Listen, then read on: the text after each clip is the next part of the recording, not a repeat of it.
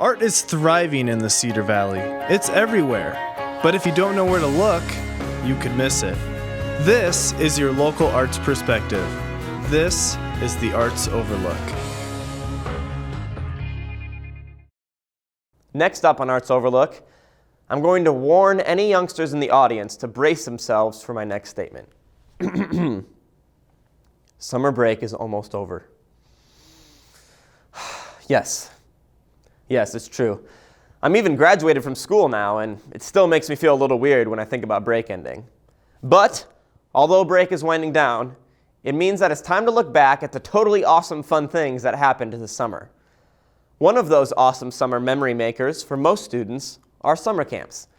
Arts Overlook recently visited a couple different artistic camps. The first camp I take you to is the Exploring Chamber Music Camp at UNI, started by my good friend Isaac and a few other key UNI students and faculty. Let's go to UNI's Russell Hall and take a look. It got started because we were looking for something unique for younger children, something that is in addition to their private lessons that they have. And UNI Suzuki School and Community Music School wanted to collaborate on a program like that. I'm a pianist. I think that in chamber music I've learned to listen a lot by playing chamber music. So I wanted to get my students introduced to this as soon as possible. I talked to our director, Cynthia Mason, and we got started right away. So from that, we came up with the idea of getting children together and playing some chamber music, which is music in very small groups, and mixed instruments, not the same instruments. Exploring chamber music is all about teaching kids to collaborate with one another in a small setting up on the stage. They learn classical music, and chamber music is a classical music term to describe something where each player has their own part.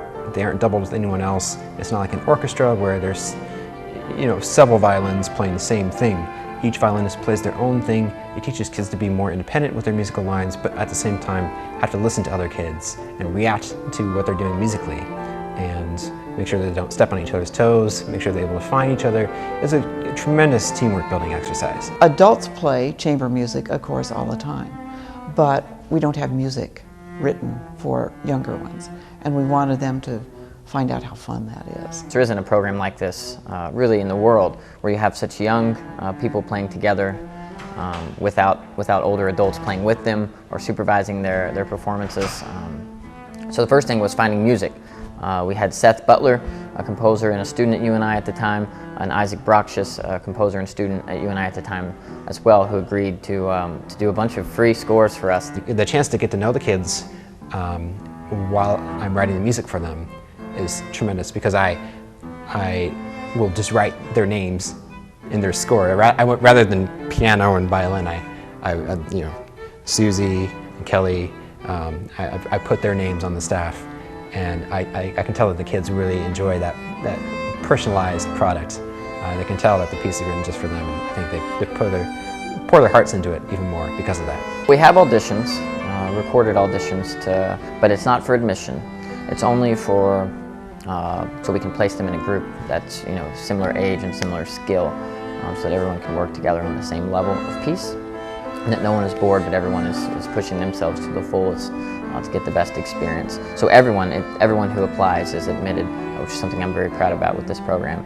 We have an older division and a younger division, and that's based on age, but also on where they are in their playing, how difficult music they can play. That's one of the central ideas to this whole camp, is that so rarely do students get to collaborate in such a way when they're this young.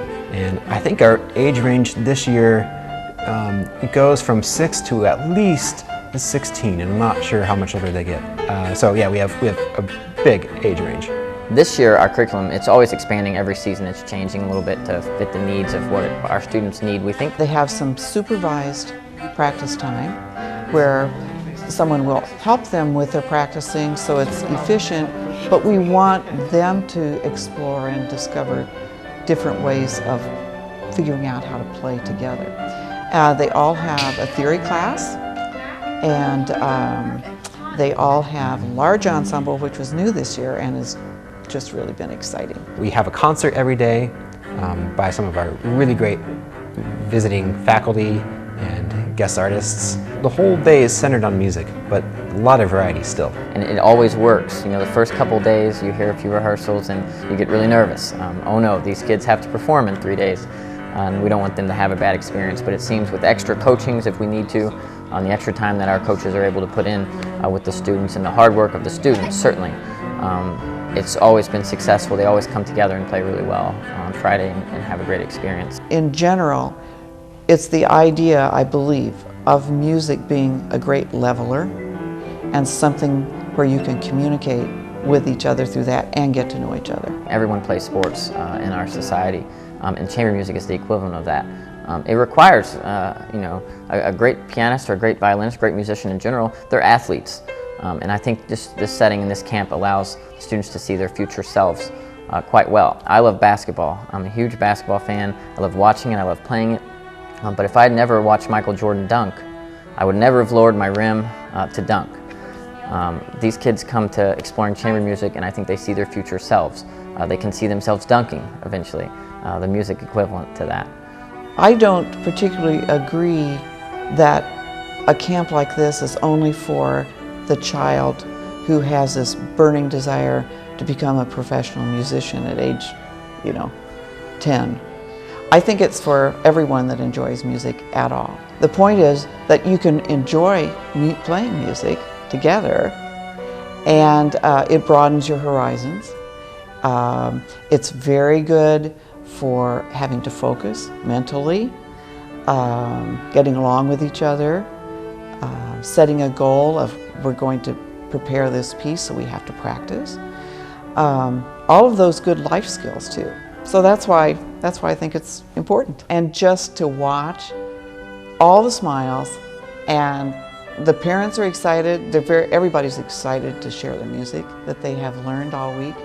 And I think it's just seeing how music can bring a diverse group together on the same playing field and be happy about it. We're having it next year, so hope to see a bunch of new fresh faces as well as returners next year as well.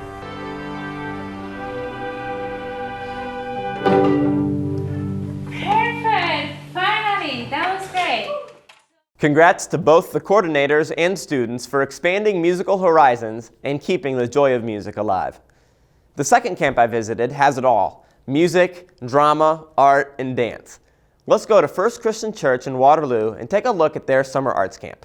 We were looking for a way to involve the youth in the summertime, and we were doing some of our traditional vacation Bible school kind of things, and found that there was more interest when we added an art element to it. So we took the idea of putting originally it was just music, dance, and drama, putting it all together into a way to put together a show, introduce people to those artistic elements, and still have some kind of moral through message to the whole thing. The first one was in 2008, and that was with just those first three elements, and then we decided we needed one more element, so we added the art portion to it. That kind of rounds it out real nicely and allows them to create their own sets and props and things like that. I got involved. I did a show at CFCT back at the beginning of the year with Greg, and that's how we first met. And he was telling me about this camp, and he was still looking for a music teacher. And I've done similar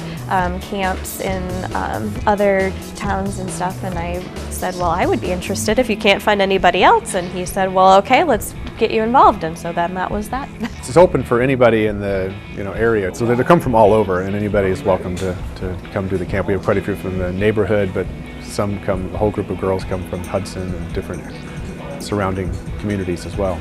Camp, kids who are here range from about ages 6 to 13 or so, and they've been here every day for 2 weeks and go from about 9 to noon. And the camp is divided up into 4 different sessions, so they go to art, music, drama, and dance. And they'll spend part of each day doing music and part doing dance and drama, and art, and they just rotate through all those sections. We divide them up by age, so like this year it worked out that we had the 6, 7-year-olds, 8, 9, 10, 11s, and then 12s, 14s. They spend about 40, 45 minutes in each group each day. Rather than try to do one thing all day with them, I just find that keeping those sessions short makes a big difference. In each session are working on a kind of a culminating project that then they're going to perform at the end of the week for family and friends and parents. I lead the drama section and sort of just coordinate the whole thing, put it together and decide what the theme is going to be each year.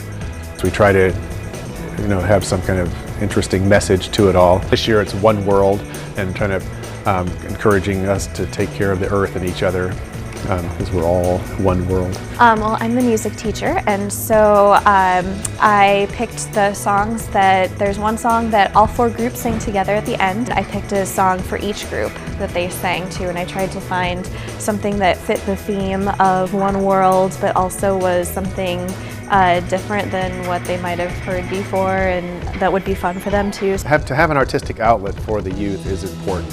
There are some kids who definitely know that they are interested in music or drama or dance, but there are other kids who haven't had as much of an exposure, and so I think this is a safe environment for them to be able to try that out. So it's nice to have something for everybody. And I do think that it helps them work together and grow and learn to work with each other to have these projects they're working on. I think my favorite part overall, just working with each different group, because every group is a little bit different. The dynamics of the group are different just because of the personalities and because of the ages. I enjoy getting to know the youth and they end up teaching me a lot too. It's getting to know them and then to see their excitement, and when I can really feel like they're getting excited and charged and into when they're starting to perform, when they get up there and it's that whole performance bug. But it's always, I'm amazed at the talent we have of our youth in the area and of the teachers in the area. And so it's just been a very positive experience for me to work with both the leaders and the youth.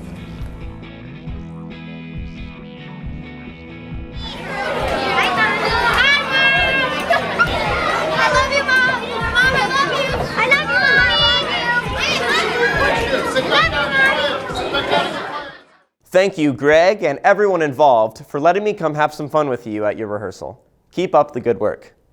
Summer break may almost be over, but arts and entertainment keep going. The Arts Overlook will provide coverage every step of the way. I'm Goldsmith, and until next time, thanks for watching.